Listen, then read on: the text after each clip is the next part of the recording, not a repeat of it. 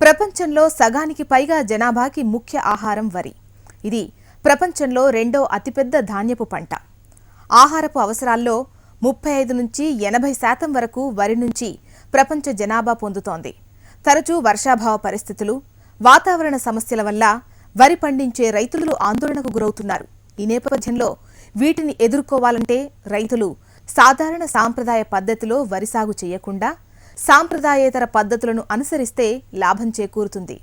వరిలో రైతులు అనుసరించాల్సిన కొన్ని విప్లవాత్మక పద్ధతుల గురించి ఇవాల్టి నేలతల్లిలో తెలుసుకుందాం.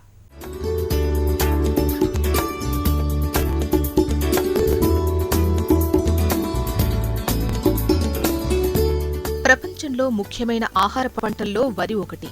ఆసియా ఖండంలో 200 కోట్ల కంటే ఎక్కువ మంది ప్రజలు వరి, దాని ఉత్పత్తుల వల్ల ఆహారం సమకూర్చుకుంటున్నారు. ప్రపంచంలో సుమారు 1350 లక్షల హెక్టార్లలో వరి సాగవుతోంది. మన దేశంలో 450 లక్షల హెక్టార్లలో వరి సాగవుతుందని అంచనా. దేశంలో వరి సగటు దిగుబడి హెక్టార్కు 2976 కిలోలుగా ఉంది.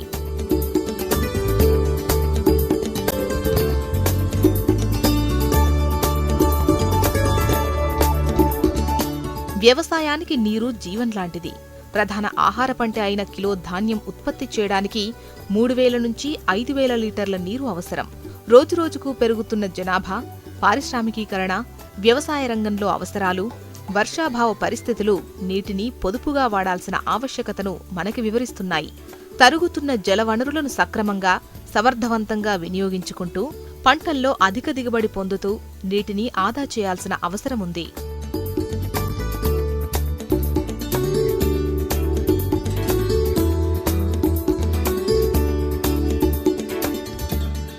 సాధారణంగా వరిని ఎక్కువ మంది రైతులు నారు పెంచి ప్రధాన పొలంలో కూలీలతో నాటు వేయిస్తారు.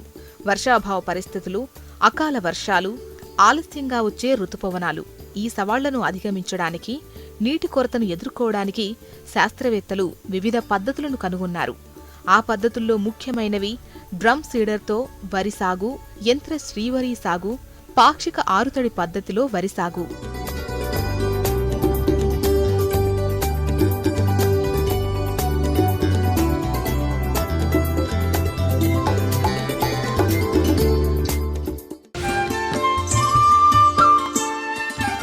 కాలువల్లో నీరు వదలటం బాగా ఆలస్యమవడం, కాలువ చివరి భూములకు నీరంతకపోవడం వల్ల బీడు భూముల విస్తీర్ణం ఎక్కువైంది.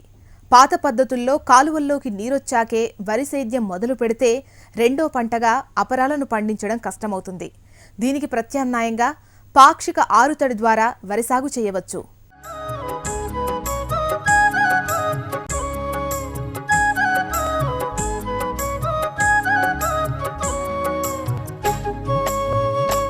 పాక్షిక ఆరుతడి వరిసాగు పద్ధతిలో వర్షపు నీటి వినియోగాన్ని పెంచి తగిన సమయంలో వరి పంటకు తీసుకోవచ్చు.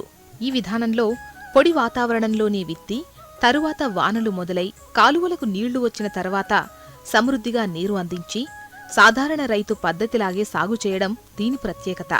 వర్షాలు పడటం లేదంటే కాలువ నీరు రావటం ఆలస్యమైనప్పుడు ముదిరిన నారును నాటుతాం.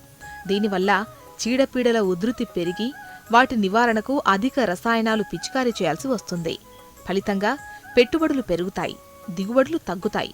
సకాలంలో నాటు వేయడానికి కూలీలు దొరక్క ఆయకట్టు రైతులు నానా అవస్థలు పడుతున్నారు. కాబట్టి వీటన్నింటినీ దృష్టిలో పెట్టుకొని పాక్షిక ఆరుతడి పద్ధతిలో వరి సాగు చేయడం వల్ల ఈ సమస్యను అధిగమించవచ్చు.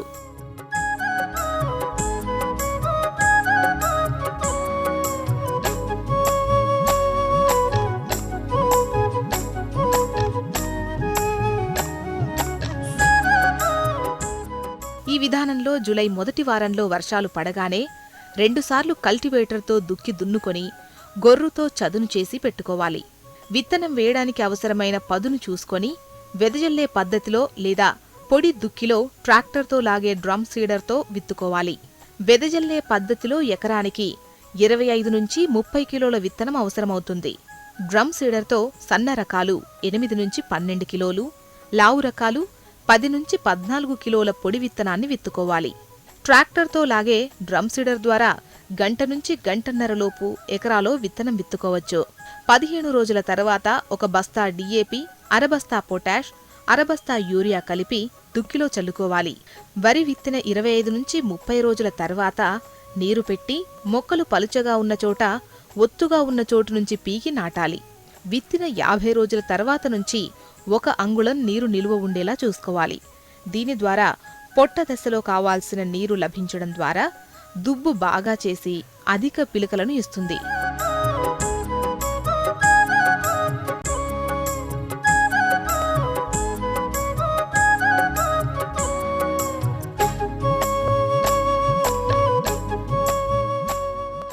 ఈ పాక్షిక ఆరుతడి విధానంలో మొదట నీటి లభ్యతను బట్టి తక్కువ నీరు అందించినప్పటికీ పొట్ట దశలో మాత్రం నీరు సమృద్ధిగా ఉండేలా చూసుకోవాలి.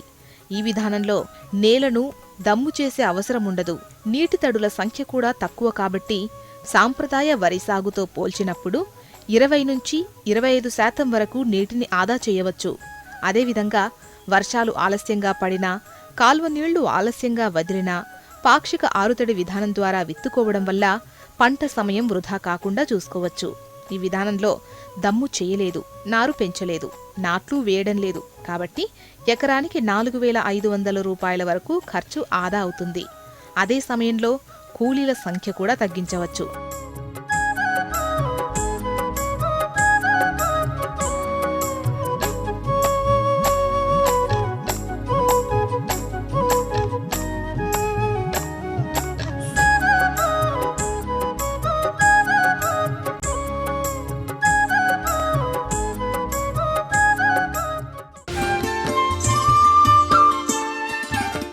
పెరిగిన పెట్టుబడులు, కూలీల కొరతతో పంట సాగు రైతన్నకు భారమైంది. ఏళ్ల తరబడి సాంప్రదాయ పద్ధతిలో వ్యవసాయం చేయడం వల్ల రైతులకు గిట్టుబాటు కావడం లేదు. కాబట్టి వరిలో వివిధ రకాల యంత్రాలను ఉపయోగించి సాగుకు అయ్యే ఖర్చు తగ్గించవచ్చు. దీనిలో భాగంగా డ్రమ్ సీడర్ను ఉపయోగించి వరి సాగు చేయడం వల్ల కూలీల కొరతను అధిగమించడమే కాకుండా అధిక దిగుబడులను పొందవచ్చు.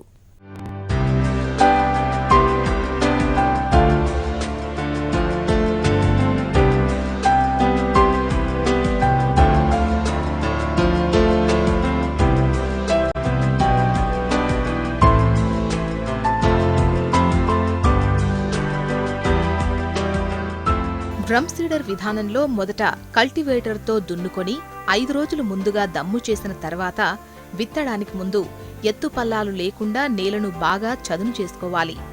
మురుగునీరు పోవడానికి వీలుగా 2 మీటర్లకు 20 సెంటీమీటర్ల కాలువను ఏర్పాటు చేయాలి. దమ్ము చేసిన తర్వాత 8 సాళ్ల డ్రమ్ సీడర్ సహాయంతో కార్బాండిజం కలిపిన ద్రావణంలో నానబెట్టి మండెకట్టిన 12-15 కిలోల విత్తనాలను నీరు పూర్తిగా తీసివేసిన పొలంలో 1 ఎకరాకు విత్తుకోవాలి. విత్తిన తర్వాత నారుమడిలో ఏ విధమైన నీటి యాజమాన్య పద్ధతులు పాటిస్తారో అదే పద్ధతులు పాటించాలి. నీరు ఎక్కువైతే గింజ మురిగిపోతుంది. తక్కువగా ఉంటే కలుపు ఎక్కువగా పెరిగి పిలకల సంఖ్య తగ్గుతుంది.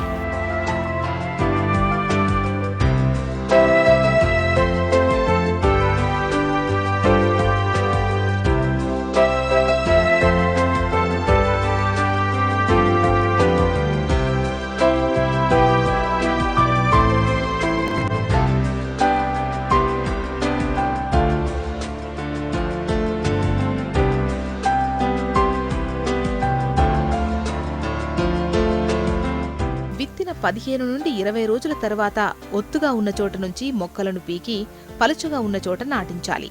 ఈ విధానంలో పూర్తి భాస్వరం సగం పొటాష్ ఎరువులను ఆఖరి దమ్ములో వేయాలి. మిగిలిన పొటాష్ అంకుర దశలో వాడాలి. ఈ విధంగా నేరుగా విత్తడం వల్ల పొలంలో కలుపు బెడద ఎక్కువగా ఉంటుంది. కాబట్టి విత్తిన మరుసటి రోజు సాది అనే కలుపు మందును 1 లీటరు ఎకరానికి పిచికారీ చేసుకోవాలి. అవసరం మేరకు కూలీలతో కలుపు తీయించాలి.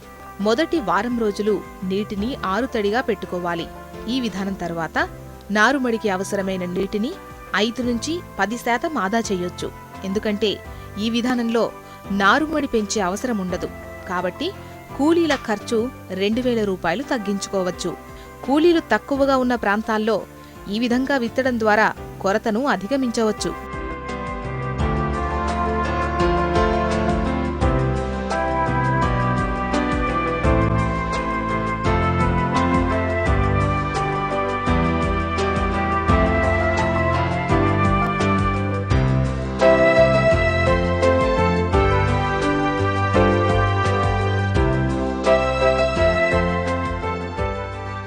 డ్రమ్ సీడర్ ఉపయోగించేప్పుడు కొన్ని జాగ్రత్తలు తీసుకోవాల్సిన అవసరం ఉంది.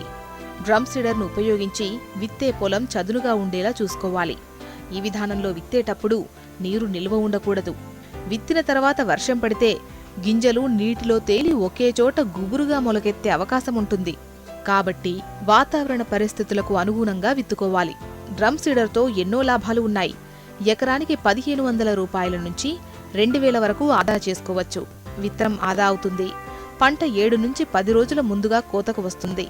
ఈ విధానంలో ఆలస్యంగా కూడా వరి విత్తుకునే అవకాశం ఉంటుంది.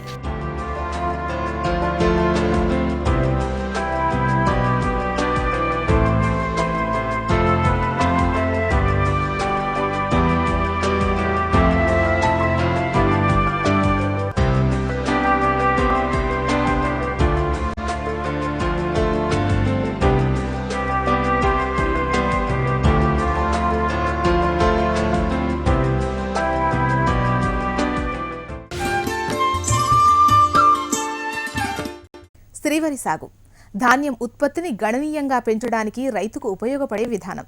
ఇందులో ఉన్న కొన్ని ఇబ్బందుల దృష్ట్యా రైతులు ఈ విధానాన్ని పక్కన పెట్టారు. ప్రపంచవ్యాప్తంగా 1,00,000 మందికి పైగా రైతులు శ్రీవరి సాగు అనుసరించి లబ్ధి పొందుతున్నారు. నీటి వినియోగం తక్కువగా ఉండడంతో పాటు ఖర్చు కూడా తక్కువే, దిగుబడి మాత్రం ఎక్కువ. చిన్న రైతులకు శ్రీవరి సాగు ఎంతో లాభదాయకం. శ్రీవరి సాగుకు పొలంలో నీరు లోతుగా ఉండనవసరం లేదు. చేను పెరిగేటప్పుడు తడిగా ఉంటే చాలు.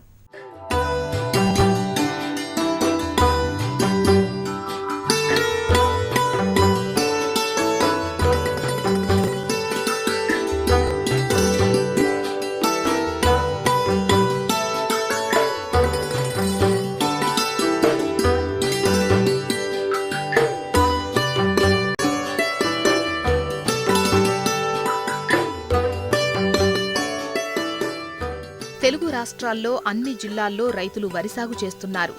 పెరుగుతున్న సాగు ఖర్చు, తగిన నీటి వనరులు లేక రైతులు ఇబ్బందులు పడుతున్నారు. వరి సాగు విధానంలో అతిపెద్ద మార్పు శ్రీవరి సాగు. తక్కువ నీటితో ఎక్కువ దిగుబడులు ఇస్తున్నప్పటికీ నాట్లు వేయడానికి అంతర కృషికి కూలీల అవసరం ఎక్కువగా ఉండటం వల్ల రైతు స్థాయిలో శ్రీవరి అంతగా ప్రాచుర్యం పొందలేదు. ఈ నేపథ్యంలో ఆవిర్భవించిందే యాంత్రీకరణ పద్ధతిలో వరి సాగు. నానాటికి కూలీల కొరత పెరుగుతుండటంతో వరి సాగు క్లిష్టంగా మారి ఖర్చులు పెరిగి రైతులకు గిట్టుబాటు కాని పరిస్థితి. ఈ నేపథ్యంలో నికర ఆదాయం పెంచడానికి, కూలీల కొరతను అధిగమించడానికి యంత్రంతో వరి నాటే విధానం చాలా ఉపయోగపడుతోంది.